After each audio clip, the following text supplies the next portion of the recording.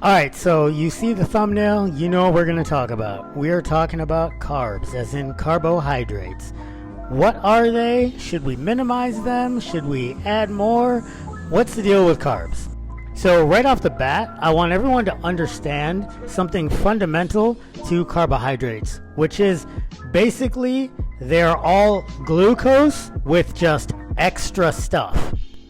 Now, it's not entirely true. Like, for instance, fructose has the same chemical structure as glucose. It's just an isomer. However, at the end of the day, carbohydrates are all glucose, C6H12O6, and then extra. So, like, rice is C6H12O6 with, like, fiber and some other stuff. And green pepper is C6H12O6 with, like, some other stuff. So on and so forth, right? You can think of it like Legos, where you have like your basic Lego block with like the pegs and then the holes underneath. And then depending on what you add to those Lego blocks, you could make a Star Destroyer or a Disney Princess Castle or, you know, whatever, right? But when you see a Lego thing, you're like, oh, that's Legos. That's important to understand, because this is what makes carbohydrates so utilitarian in life. That Lego block, that C6H12O6, is the fundamental substrate that, you know, living things use to make energy from.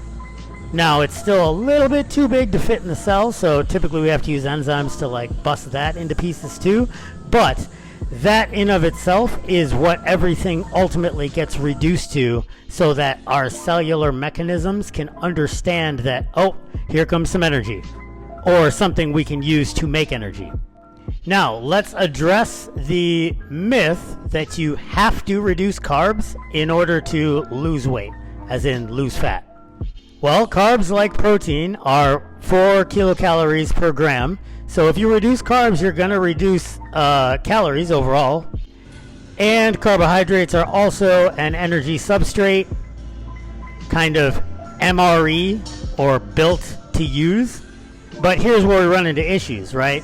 Because on paper, if you're just inputting less energy and then outputting the same amount or more, then you're going to lose weight. But the problem is the whole Ponzer's paradox thing. The whole, we're really good at minimizing our overall energy utilization during times of scarcity because that's how we evolved to be. Now, that's not to say that cutting carbs isn't an effective strategy, but it is not necessarily on account of the energy balance portion. So before I go into the reason to restrict carbohydrates, I want to go into the reason to include them. In other words, for weight loss or weight gain, I personally, as a coach, am not at all a fan of zero carbs, and am very much a fan of higher carbs for weight gain and performance increases. The thing about carbs is that you technically don't need to have any, unlike protein and fat, where there is a minimum requirement for just overall health of the organism, because most of your body is made of that stuff. But again, the reason why induced carbohydrates, because you can make glucose out of anything, aren't necessary for survival is because since we evolved during a time of scarcity, we have redundant mechanisms to provide energy in the absence of readily available energy that we can eat. The case for reducing carbohydrates is simply because we live in 2024, people. We do less stuff and we have more food available. And furthermore, if you think about the forms that those Legos build into, the rice, the bread, the cakes, the cookies, the soda, it's so easy to overconsume carbohydrates, way more so than anything else. I mean, just think about it. How much of a really fatty food can you eat? How much straight protein can you consume? Even those two things in combination, fat and protein, are super difficult to consume. As soon as you add carb to the mix, it's a recipe for disaster. Carbohydrates are great for performance because they give you energy without any additional gymnastics required.